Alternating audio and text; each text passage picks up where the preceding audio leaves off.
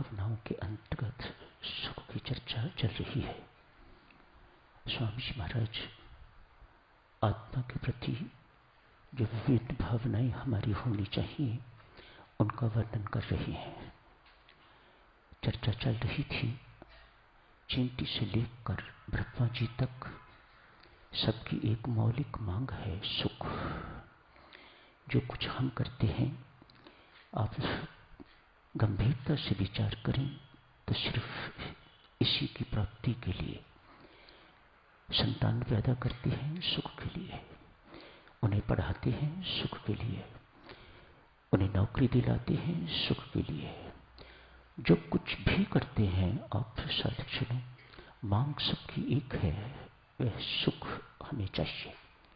पुत्र का विवाह करते हैं सुख मिलेगा, पुत्री का विवाह करते हैं सुख मिलेगा, इत्यादि इत्यादि। धन कमाते हैं सुख के लिए, मकान छोटा है बड़ा बनवाते हैं सुख के लिए, कार एक है अनेक चाहिए सुख के लिए।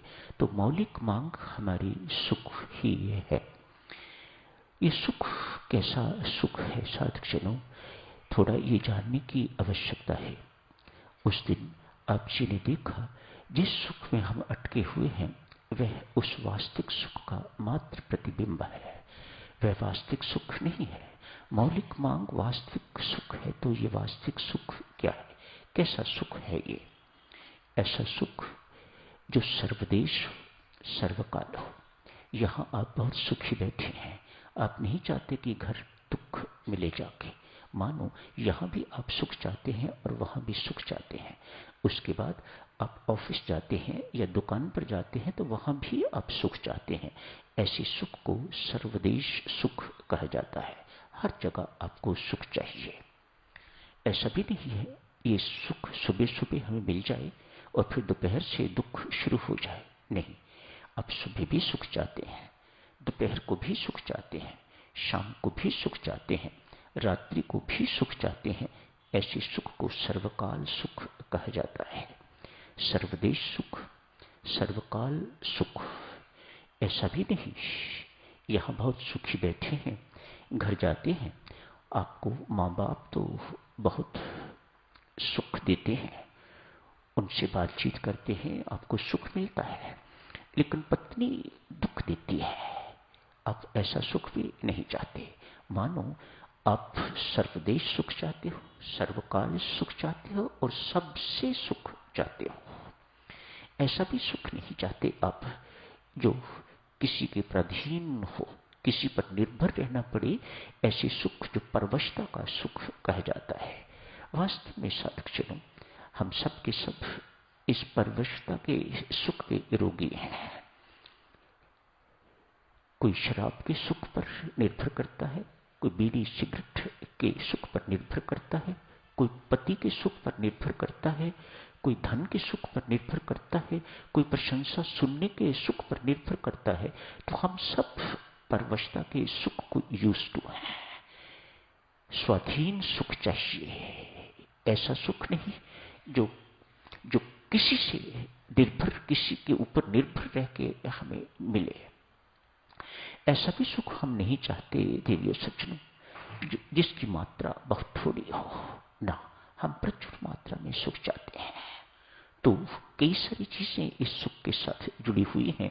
ये चाहिए, वो चाहिए, यहाँ चाहिए, वहां चाहिए, उससे चाहिए, इससे चाहिए।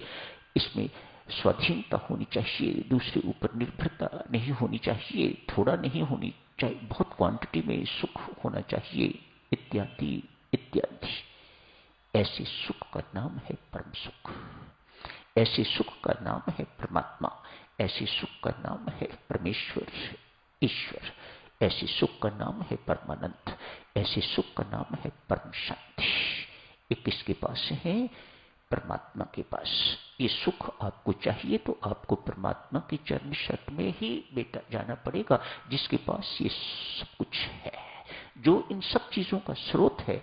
उसी को अप्रोच करना होगा, उसी से आपको अपने आप को लिंक करना होगा, तो ही आपको सुख मिलेगा। अब संसार से युक्त हैं हम, तो संसार के पास सुख देवियों सज्जनों है ही नहीं, तो वह देगा कहां से आपको?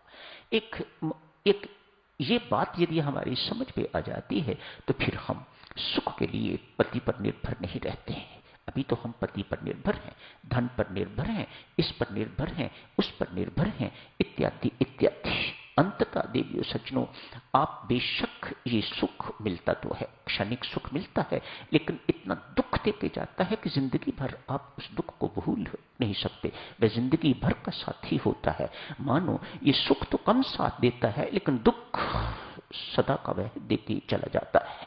यदि आप ऐसा महसूस करते हैं कि नहीं हमें सुख मिल रहा है, आप अंदर झांक के देखिए, वास्तव में आप सुखी हैं, तो आप सिर हिलाओगे कि नहीं हम वास्तव में सुखी नहीं, बस रह रहे हैं, जी रहे हैं, लेकिन हम सुखी नहीं हैं। जिस सुख की साधकजनों खोज है वह संसार के पास है ही नहीं।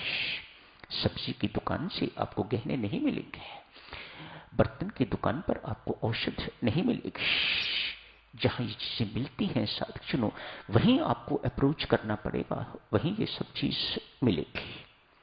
भ्रांति है साधकजनों, इस भ्रांति को दूर करना चाहिए। एक गंदी सी उदाहरण है, लेकिन है तो बहुत मार्मिक। संत महात्मा प्राय इस दृष्टांत को सबको सुनाते हैं, क्योंकि हम सब इसी रोग से ग्रस्त हैं, यहीं फंसे हुए हैं, इसलिए वहां से निकालने के लिए तो ये एक दृष्टांत सुनाया जाता है। एक कुत्ता है, कुत्ता हड्डी खाता है, कहीं से उसे हड्डी मिल जाती है, वह हड्डी उसे काटने लग जाता है। उसे जैसे जैसे वह काटता जाता है तैसे तैसे उसे रस आता है, तैसे तैसे उसे स्वाद आता है। उसे भ्रांति ये है कि मुझे सुख हड्डी से मिल रहा है, लेकिन नहीं, संत महात्मा कहते हैं नहीं, हड्डी के काटने से उसके अपने मुख से खून निकलता है। उसका खून जो है वह स्वादु है, वह स्वाद खून देता है, वह स्वाद हड्डी का नहीं है। जैसे जैसे उसे स्वाद और लगता है तो वह और काटता है, तो उसका सारे का सारा जबड़ा जो है वह लहूलुहान हो जाता है, लेकिन वह स्वाद ले रहा है। ये स्वाद हड्डी का नहीं है देवियों सज्जनों, ये स्वाद उसके अपने खून का है। ठीक इसी प्रकार से संत महात्मा साधकजनों हमें समझाते हैं, जिसे आप विषय सुख समझते हो, जिसे आप ये मानते हो कि हमें विषयों से सुख मिल रहा है, नहीं, ये विषय सुख नहीं है, ये आपकी अपनी आत्मा, अपने परमात्मा का जो भीतर विराजमान है उसका प्रतिबिंब है। आज आपने पढ़ा, आज आपने शांत भावना पढ़ी है, दूसरी भावनाएं पढ़ी हैं, प्रिय भावना पढ़ी है। उसके अंतर्गत स्वामी जी महाराज ने लिखा है, जो कुछ भी आपको प्राप्त होता है, जो कुछ भी आपको प्रिय लगता है, प्यारा लगता है, मानो उसमें ऐसा कुछ नहीं है, ये आपका अपना आत्मा उसमें प्रतिबिंब होता है, आपका परमात्मा भीतर बैठा हुआ उसमें प्रतिबिंबित होता है, तो वह आपको प्रिय लगने लग जाता है। यदि ऐसा नहीं है तो कभी अप्रिय लगने लग जाता है। प्रेम उसी पर उमड़ता है जो अपने अंदर से निकलता है। उदाहरण क्या देखिएगा, एक और उदाहरण। आज आपका